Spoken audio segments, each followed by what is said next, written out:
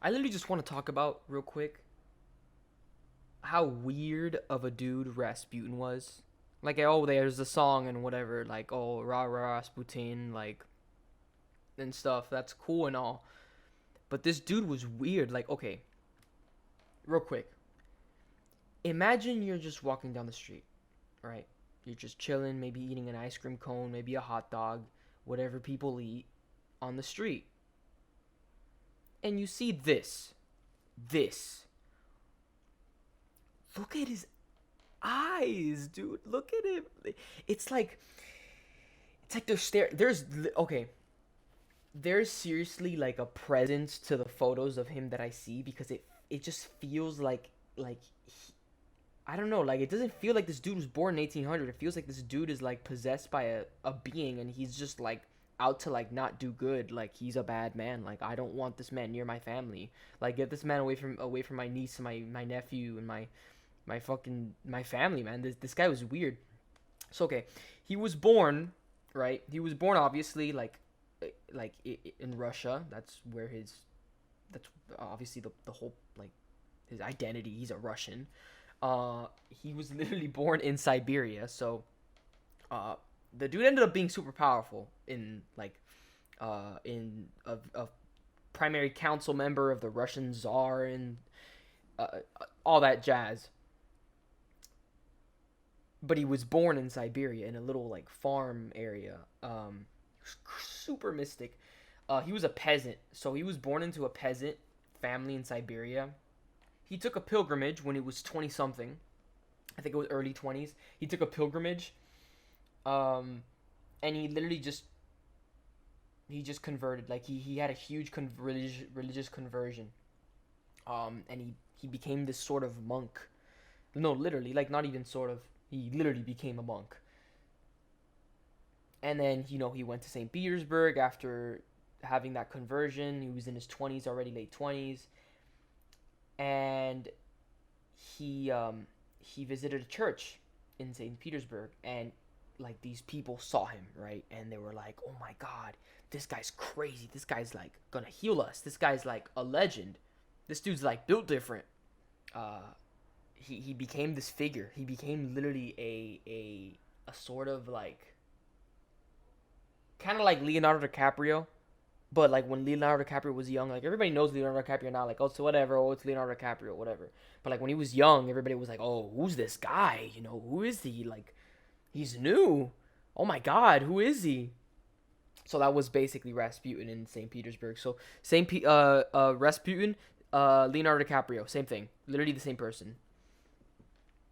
But the biggest part, and what really got him famous, at least to the Tsar's eye and the Queen, when he started acting as a healer, right? So he was in St. Petersburg, and everybody was like, "Oh my God, he had clout." You get me? Like he had super clout, mega doodoo clout. Dude was just cracked at having clout. So, what does he do? He says, "Fuck it, I'm gonna heal the son of the imperial couple." I think his name was Alexei. And Alexei, literally all he had was hemophilia. Obviously, like hemophilia is very dangerous. If you get cut, your blood doesn't clot, so you could bleed out very quick. And what ended up happening was that, and it's pretty funny. The queen literally goes, Rasputin, Rasputin, I need help, my son. And what ended up happening to Alexei was Alexei had gotten a hemorrhage, I think in his thigh or something, somewhere. It doesn't really matter where the hemorrhage was, but he was hemorrhaging. Um, and his blood, he was bleeding, and he was about to die. He was very close to death, like very close, like for real. Um, and what does Rasputin do? Rasputin gets a telegram from the queen, and he goes, "Don't worry about it. He's gonna be good. I got you.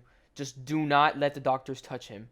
Which is like weird. It's like don't let the doctors touch him. She trusted him, and and she denied medical attention, and he got better on his own, and that was kind of the thing that made the queen go, "Oh shit, this guy's the real deal, right?" And Rasputin was like, I'm in the bag, bitch." So then fucking they fucking start.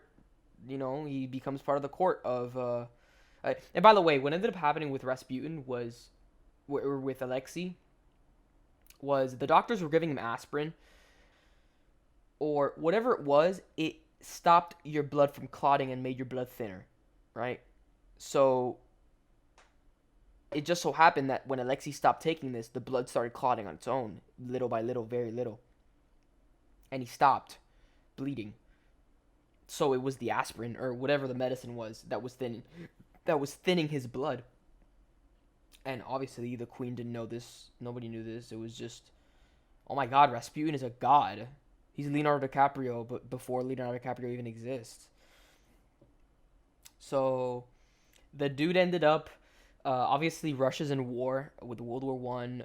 They get into the war a little after Rasputin joins in, and everybody's like, oh my God, we're tired of this war. All the Russian civilians and peasants are like, stop sending us to war for some bullshit. I'm just trying to have my farm, man. Like, leave me the fuck alone. Rasputin is in the ear of the queen and the Tsar of Russia, telling them and giving them advice and whatnot.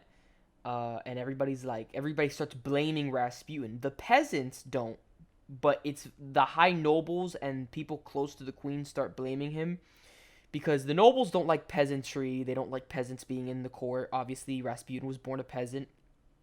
And now he's in the council. The peasants liked him because Rasputin was one of them. You know, that's just the way it was.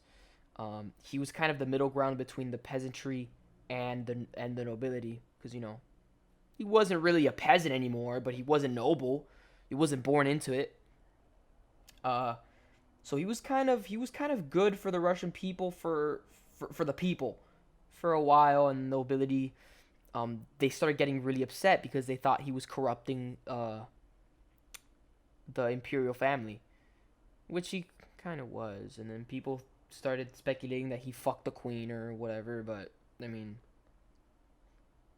if the queen fucked that, I'm bruh. And the nobility gets really mad, right? But so people start talking, and they're like, "We're gonna murder this guy. Like, get this man the fuck out of council. Like, I want this man the fuck out of Dodge, bro." So they plot and they start plotting, but before the nobility started plotting anything, there was a assassination attempt that failed. Some 33-year-old woman, she was a peasant, tried to kill him, by stabbing him. And it was in his hometown where he had gone back. So obviously, this is a counter to what I said about the peasants loving him. But obviously, this lady was disgruntled. She was actually insane. She pleaded to be like medically insane, and she was found not to be responsible for the charges. She stabbed him. She thought he was evil. She thought he was like corrupt. She thought that he was like a devil, literally. And then that attempt failed. She stabbed him in the stomach, and he was like, "Oh no!" He was kind of close to dying, but I mean, he didn't really die, so no harm, no foul. But what's really scary and what makes me think that this man is like freaking weird is the speculation around his death. Cause, okay, what basically happened was a bunch of nobles plotted to murder him, and so whatever, Rasputin drives up to the mansion. It was a manor or something like that. He drives up to the manor, and he's like, "What up?" And then the guys are like, "What up?" And they're like talking or whatever. And one of the guys puts cyanide into his pastries and his wine, and enough cyanide to kill 16 guys. Like, I'm talking about like cyanide. Like, I'm talking about the amount of cyanide that they put in his stuff was like a gallon of milk. Like, it was a lot of cyanide. Because they put some cyanide in the beginning. He had a pastry. He didn't die. And they're like, what the fuck? Okay, here, have some wine and cyanide.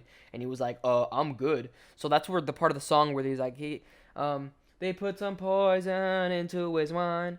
And he drank it all and said, I feel fine. And then he literally did that. Like, that's literally what happened. Like, so he was cool. He drank the cyanide. That's it. But the nobles, one of them, the head conspirator, was like, fuck this. Fuck this. I'm going to shoot you. and he shot him. I think it was around the stomach area, and he collapses. That's it. He falls on the ground, and then everybody's like, okay, fine, whatever. Let's go fucking play Fortnite or whatever, or whatever they did in 1917. He dies. Right? Eventually, he does die, but not before getting up after he got shot once in the chest. Getting up, running away, being chased. Like, he ran all the way onto the courtyard. Like, the dude was sprinting. And, like, before he sprinted, like, he tried to fight him off. He, like, pushed him off. He ran away. He's running, jogging. He gets up to the courtyard. They shoot him in the back. He falls. They shoot him in the forehead. And they grab his body and throw it into a freezing, ice-cold river. Right? And according to, like, witness testimony at that time or whatever, he was struggling when he was, like, thrown into the river. Like, they saw him, like, shaking and, like, moving around. Like, bro, I'm sorry, man. Like, if I ever get assassinated like this, like, God, knock on wood, God forbid, just give up, bro. Like at that point, you got shot in the forehead, bro. Like, I don't know what's going on. Like, I don't really understand. But the cyanide shit, that's what gets me crazy. Like, dude literally just took all that shit. And the autopsy report showed that he was most likely dead when he got into the river. But I don't think science lies. But yeah, that man Rasputin was a weird ass dude. That shit. That's like the boogeyman. Like, he's like the boogeyman. He's like Leonardo DiCaprio, the boogeyman, and Rasputin all in one.